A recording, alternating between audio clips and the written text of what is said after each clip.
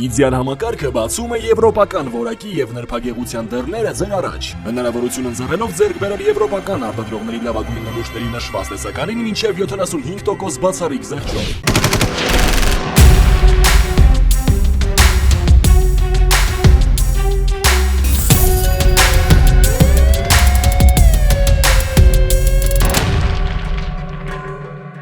Դատարանն արգելել է Հայաստանյան Առաքելական Սուրբ Եկեղեցի կրոնական կազմակերպությանն ու այլ անձանց իրականացնել որևէ գործողություն, որը կարող է որևէ կերպ խոչընդոտել Գևորգ եպիսկոպոս Սարոյանին որպես Մասյացյոտի թեմի առաջնորդ իրականացնելու Հայաստանյան Առաքելական Սուրբ Եկեղեցու կանոնադրության հոդվածներով, ինչպես նաև կիրառելի այլ կանոններով թեմի առաջնորդի համար սահմանված իրավասություններն ու պարտականությունները։ Այնուհետև հարգադիր կատարումն ապահովող ծառայությունում հարուցվել է կատարողական վարույթ, որի շրջանակում կայացվել է պարտապանին որոշակի գործողություններ կատարելուն պարտադրելու կամ որոշակի գործողությունների կատարումի սեռնպահ մնալուն հարկադրելու մասին որոշումը հանձնվել է Մայրաթոր Սուրբ Էջմիածնի դիվանատուն։ Մինչդեռ նման պայմաններում Գերագույն հոգևոր խորհրդի հունվարի 27-ի որոշմամբ հայրապետական տնօրինությամբ կարգալույծ է հռչակվել Գևորգ եպիսկոպոս Սարոյանը։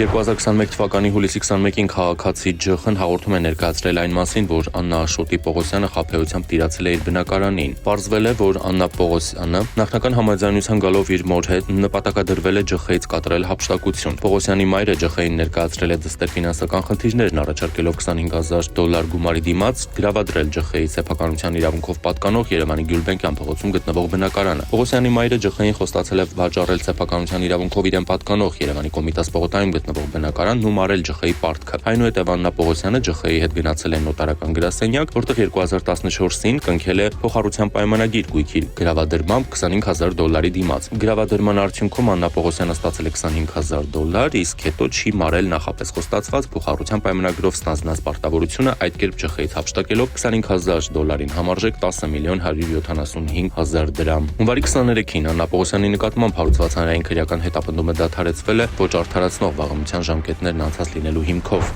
Հունվարի 22-ին տեղեկություն է ստացվել, որ Երևանի Նորաշեն թաղամասի տներից մեկում մինչ տապօգնության խմբի հասնելը հանկարծամահ է եղել 25-ամյա Գագիկը։ Արտաքին զննությամբ դիակի վրա բռնության հետքեր չեն հայտնաբերվել։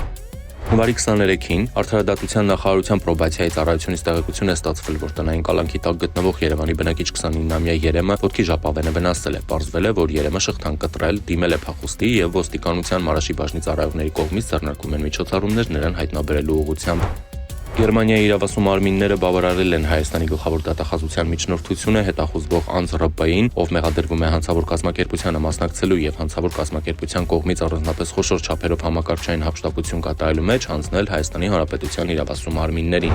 Հունվարի 26-ին բաժինն է ներկայացել 29-ամյա մի երիտասարդն 2023 թվականի հոկտեմբերից Ռուսաստանի իրավապանների կողմից հետախուզվում էր խմբի կազմում անձի առևանգման եւ զենքի գործադրմամբ ավազակության մեղադրանքով։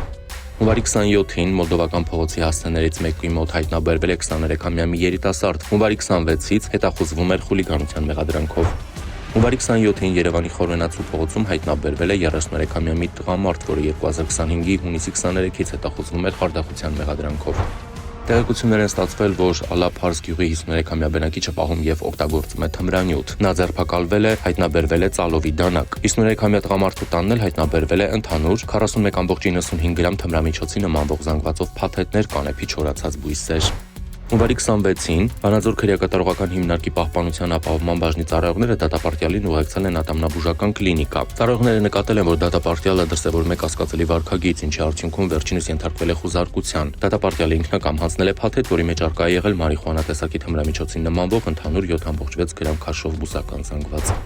Հունվարի 29-ին Վանաձորի Երևանյան փողոցում բախվել են Mercedes եւ Volkswagen մակնիշի ավտոմեքենաները, երկու հոգի տեղափոխվել է հիվանդանոց։ Հունվարի 29-ին հազանգ է ստացվել, որ Երևանի Շրամի փողոցում գտնվող անձառոցիկի արտադրամասի պահեստում հրդեհ է բռնկվել, հրդեհի բարդության թիվ 2 կանչով դեպքի վայր են մեկնել 6 մարտական հաշվարկ, 1 ավտոսանդուղ, ճգնաժամային կառավարման ազգային կենտրոնի օպերատիվ հրդեհաշիջման ու փրկարարական աշխատանքների կազմակերպման բաժնի հոգեբանական աջակցության ու բժշկական ապահովման վարչության հերթապահ խմբերը։ Տեղում հայտարարվել է թիվ 3 կանչ։ Հրշեջ փրկարարական ջոկատներից եւս 9 մարտական հաշվարկ է ժամանել։ Անձառոցիկի արտադրամասի պահեստում բռնկված հրդեհը մեկուսացվել է։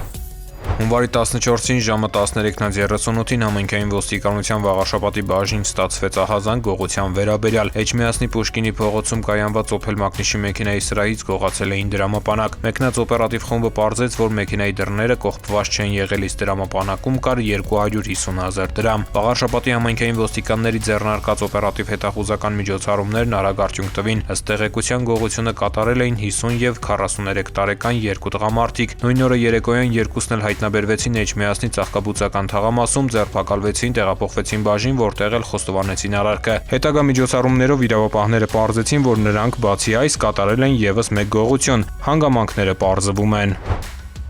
Հունվարի 26-ին սոցիալական ցանցերից մեկի օգտատերը շնամարտի տեսանյութ էր հրապարակել։ Համայնքային ոստիկանության Մուշի բաժնի ծառայողների ձեռնարկած միջոցառումների արդյունքում պարզվել է, որ հունվարի 25-ին ժամը 15:30-ի սահմաններում Գյումրու Ղորղանյան փողոցի 27-ամյա եւ 40-ամյա երկու բնակիչ նույն փողոցում շնամարտ են կազմակերպել։ Բացատրական աշխատանքի շնորհիվ տղամարդիկ ներկայացվել են Մուշի բաժին եւ խոստովանել արարքը։ Տղամարդիկ ներկայացվել են նախաքննական մարմին։ Հիշեցնենք, որ կենդանու նկատմամբ դաժան վերաբերմունքը, այդ թվում կենդանիների մարտի կազմակերպումը կամ իրականացումը քրեորեն պատժելի արարք է։